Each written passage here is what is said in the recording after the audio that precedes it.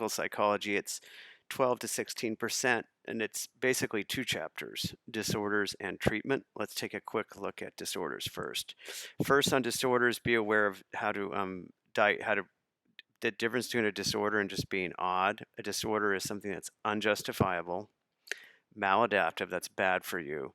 Atypical is very unusual, and disruptive means it messes your life up or people around you. Um, the DSM-5 is the Diagnostic Statistical Manual. This has all of the disorders in it. It would diagnose the disorder. There's lots of different categories of disorders. One thing before we go, though, the idea of labeling. Psychologists want to be really aware of labeling. Sometimes people get labeled by something and they get stuck on it, or a label can create a self-fulfilling prophecy. So we need to be aware of labeling. Inside the DSM, there's categories, which is different types of behavior. The first big one is anxiety disorders. There are many. There's the generalized anxiety disorder, OCD, which is obsessive compulsive disorder, and that's an obsession's a thought that kind of haunts you, and a compulsion is an action that calms that down.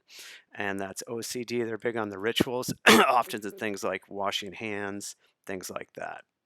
All right, then another one is panic disorder, which is just like it sounds.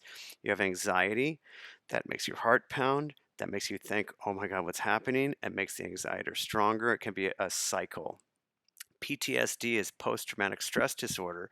It's anxiety, but it also has depressed mood. And a phobia is a very unrealistic fear. And phobias are things that really can hurt us, like animals and storms and things like that.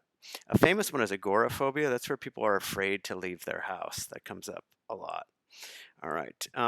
Then as far as for the causes, we always want to be aware of when we're explaining, for example, an anxiety disorder, the behavior school would say the cause would be the environment. You learned it. Psychodynamic would say the cause is in your unconscious, something you're not aware of. And cognitive would say the cause is the way you think about it. Biological would be something in the body. All right. Then mood disorders affect your mood. Depression, they're also called affective disorders. Seasonal affective disorder is like a winter sadness. Major depressive disorder is a major sadness. And then, let's see here. Now schizophrenia. Are we on okay, schizophrenia is biological, they think, and they think you have some kind of a predisposition or a vulnerability. We're back to depression here. Okay, forget I said that. Back to depression. The biology of depression, they think, is low serotonin.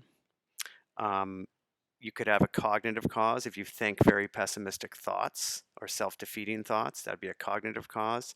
Negative explanatory style. You explain it very negatively. Optimism would be better than pessimism.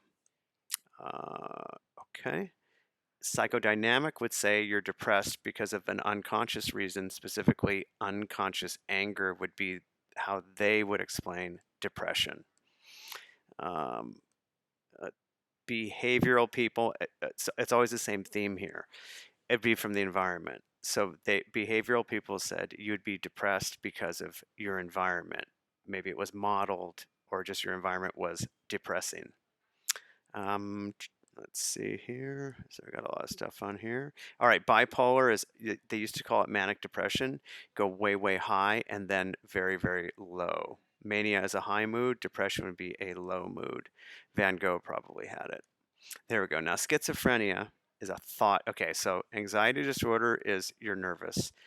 Mood disorders are your mood. Those are the two big categories you want to be aware of. The third big category is schizophrenia. That's a thought disorder.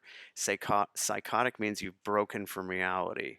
Neurotic, you could have disorder, but you're still in reality. A hallucination is a strange like sound, or you hear something or see something that does not exist. Auditory is more common. Delusions are weird ideas. If you think you're Napoleon, that's a weird idea. That's a delusion. If you hear Napoleon talking to you, that's a hallucination. Sometimes catatonia, schizophrenia hits in many ways. If they can't move, that's called catatonic. And then something called one explanation is excessive dopamine. for schizophrenia. That's the dopamine hypothesis. The other one is schizophrenics, their brains actually hollow out and they get fluid in their ventricles. It physically affects them. And there is a genetic aspect to schizophrenia. Um, the diathys stress hypothesis for schizophrenia is di means two. There's some kind of stress plus a genetic predisposition that would lead to schizophrenia. A couple others just to be aware of. Dissociative, like to dissociate is to lose yourself, or a DID disorder. Fugue, you form a new identity. And DID, you have like multiple personalities, okay, multiples. Somatoform affects the body. Sometimes called a conversion disorder because your mind would affect your body, a somatoform disorder. Personality disorders, people could be very, very functional, but very odd, like antisocial or narcissistic. Or narcissistic, they could be very functional, but remember, a disorder messes your life up. They would have social problems, antisocial and narcissistic. And substance abuse disorder would be like an alcoholic or a drug addict. Okay, we'll look at treatment on the next slide.